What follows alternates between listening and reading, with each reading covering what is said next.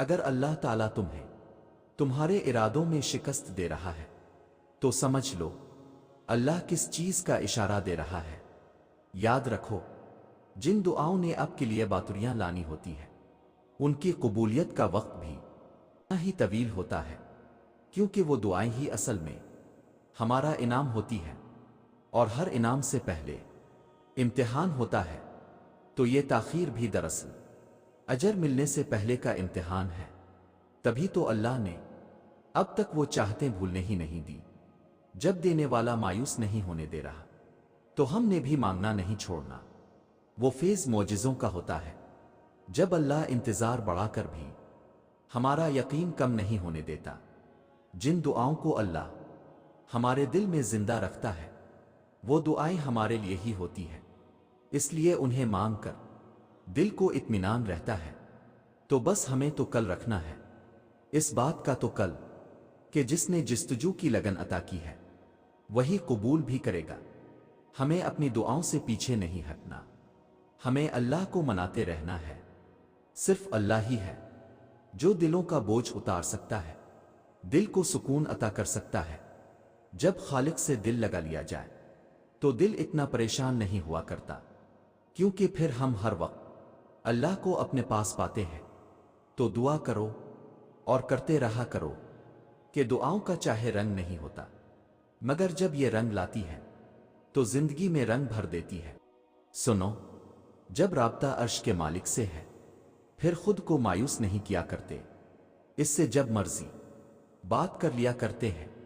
جب اس سے ہمت مانگی جائے، اسے صبر مانگا جائے، وہ جانتا ہے میرا بندہ مانگ رہا ہے مجھ سے، میرے علاوہ اور کون دے گا؟ بے شک دعا صرف اللہ سے کی جاتی ہے، تو کیسے نہ دے گا تمہیں سکھ، کیسے چھوڑ دے گا تنہا تمہیں؟ جب کوئی نہیں ہوتا تب صرف اللہ ہی تو ہوتا ہے، جب کوئی نہیں سمجھتا تب صرف اللہ ہی تو سمجھتا ہے۔ وہ رگ رگ سے واقف ہے، کبھی بتاؤ تو وہ سارے حال خوب جانتا ہے، اور جب امید اللہ سے لگی ہو تو ٹوٹنے کا کوئی امکان نہیں ہوتا۔ یاد رکھو، کبھی کبھی مسئلے اتنے بڑے لگنے لگتے ہیں کہ وسوسے آنے لگتے ہیں کہ اس کا کوئی حل نہیں۔ اگر ہر پریشانی کو یہ بتا دیا جائے کہ اللہ کتنا بڑا ہے، کہ میرا رب میرے ساتھ ہے، تو یہ پریشانی زیادہ دیر رہ ہی نہیں سکتی، تو دل مطمئن ہو جاتا ہے۔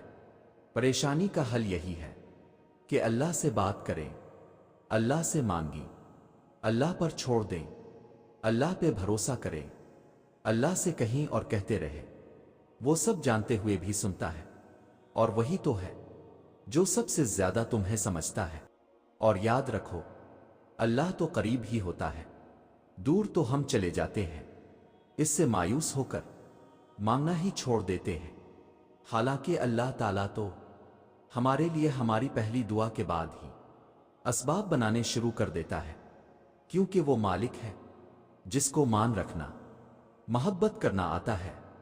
ایسا کچھ بھی نہیں جو ہمارے اللہ کی دست قدرت میں بھی نہ ہو۔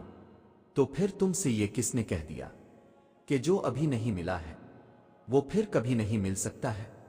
اللہ دعائیں رد نہیں کرتا، بس کچھ دعائیں اپنے پاس سے نمبیل کر رکھ لیتا ہے اور باتیں وقت پر قبول کرتا ہے۔ اللہ صرف تمہارے راستوں کو موڑتا ہے، تمہاری دعاؤں کو نہیں۔ وہ تمہیں اپنے طریقے سے تمہاری من پسند منزل تک لاتا ہے، اور جس دن اللہ تم سے راضی ہو گیا اس دن تم اپنی ان عاداس آنکھوں سے ہی اپنے نصیب کا بدلنا دیکھو گے اور خوش ہو جاؤ گے۔ یہ اسی کی تقسیم ہے کہ وہ کچھ کو بن مانگے ہی عطا کر دیتا ہے، اور کچھ کی پکار اسے اتنی پسند ہوتی ہے کہ وہ انہیں بار بار سنتا ہے۔ ٹوٹے ہوئے دلوں کا ٹھکانہ اللہ کے سوا اور ہے ہی کہاں؟ بس وہی ہے جو انہیں جوڑتا ہے اور ان زخموں کی مرہم بنتا ہے۔ تم سوچتے ہو کہ جو مانگ رہے ہو وہ کیسے قبول ہوگا، اور وہ تمہیں خبر ہی نہیں ہونے دیتا کہ اس نے تمہیں ہی تمہاری دعاؤں کی قبولیت کا وسیلہ بنا دیا ہے۔ جو دل میں خیال ڈالتا ہے دعا کی توفیق بھی وہی دیتا ہے، تمہیں یقین کی انتہا تک لا کر وہ قبولیت کی ٹھان لیتا ہے۔ جب اللہ نے آسانی کرنی ہوتی ہے تو عموماً چیزیں مشکل ترین ہو جاتی ہیں۔ اس سے پہلے اللہ کی طاقتوں کو کبھی کم مت سمجھو۔ وہ اگر مہینوں کو سالوں میں بدل سکتا ہے تو وہ قبولیت کی لمبی مسافتوں کو لمحوں میں بھی بدل سکتا ہے۔ اللہ تمہاری چاہت سے کبھی انکار نہیں کرتا، بس وہ اس چاہت تک پہنچنے والے طریقوں کو بدل دیتا ہے، کیونکہ وہ طریقے تمہارے لیے تکلیف دہ ہوتے ہیں۔ بس یقین کی پٹی ان آنکھوں پہ باندھ کر اس کے چنندہ راستوں پر چل دو، پھر دیکھو اس کے ایک کن سے ہوتا کیا کیا ہے، اور جب وہ مہربان ہوتا ہے تب وہ ساری حقیقتیں تم پر عیاں کر دیتا ہے۔ پھر وہ تو تمہاری رضا میں راضی ہو جاتا ہے، تمہیں اپنی رضا میں راضی کر لیتا ہے۔ وہ زمین والوں کی بھیڑ میں تمہیں پھنستا صرف اس لیے ہے تاکہ تم مدد کے لیے اس کو بار بار پکارو اور وہ تمہیں سنتا رہے۔ اللہ تو فرماتا ہے تم مجھے پکارو، میں تمہاری پکار کا جواب دوں گا۔ اور پھر وہ یہ بھی فرماتا ہے یقیناً اللہ کبھی اپنا وعدہ نہیں توڑتا، وہ تمہیں تمہارے ارادوں میں شکست تب دیتا ہے جب وہ اپنے ارادوں میں تمہارے لیے فتح لکھ دیتا ہے۔ اس کے معاملات بس وہی جان سکتا ہے، اس کے منصوبے تمہاری سوچ کے دائروں سے بہت وسیع ہے۔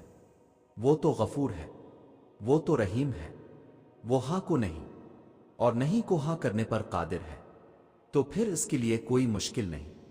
اللہ پاک تمہیں اس سے بڑھ کر عطا کرے گا جو تم چاہتے ہو، وہ اسی کو تمہارے حق میں بہتر بنا دے گا جو تم مانگتے ہو۔ وہ جانتا ہے کہ تم تک تمہاری پسند کو پہنچانا کب بہتر ہے، جو تمہیں دیر لگ رہی ہوتی ہے وہ دراصل میں تمہاری جلد بازی ہوتی ہے۔ صبر مشکل ہے، بہت مشکل ہے، لیکن اس کا صلہ بے حد خوبصورت ہے۔ ابھی نہ صحیح، مگر تمہاری دعاؤں کا جواب جب بھی آئے گا کن سے خالی نہیں آئے گا۔ یقین رکھو اللہ پاک کی تدبیریں ہمارے دیکھے ہوئے خوابوں سے بہت بہتر ہوتی ہے، اور جب تمہاری نیت صاف ہوتی ہے اور تم کسی کام کو کرنے کی ٹھان لیتے ہو تو کائنات کی ساری طاقتیں متحرک ہو جاتی ہیں، اور پھر اللہ پاک خود تمہاری مدد کرتا ہے۔ پھر یہ مت دیکھو کہ تمہارے بس میں کیا ہے، بلکہ یہ دیکھو کہ جس سے مانگ رہے ہو اس کے بس میں کیا نہیں ہے۔ جس نے یہ زخم دیا ہے وہی اس پہ مرہم بھی لگائے گا، اور اللہ پاک سے مدد مانگ کر کبھی بھی کوئی بے یارو مددگار نہیں رہا۔ اللہ نے ہر کسی کی تقدیر بہترین لکھی ہے، دیکھی ہے کبھی اللہ کی بنائی ہوئی کوئی چیز نامکمل؟ دیکھا ہے کچھ ایسا جو اللہ نے بنایا اور اس میں بہتری آئی سکتی ہو؟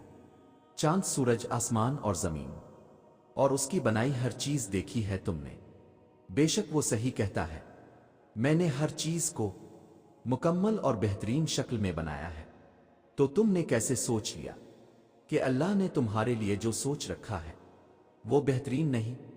اللہ نے ہر چیز مکمل بنائی ہے، تو تمہاری کہانی کیسے نامکمل چھوڑ سکتا ہے؟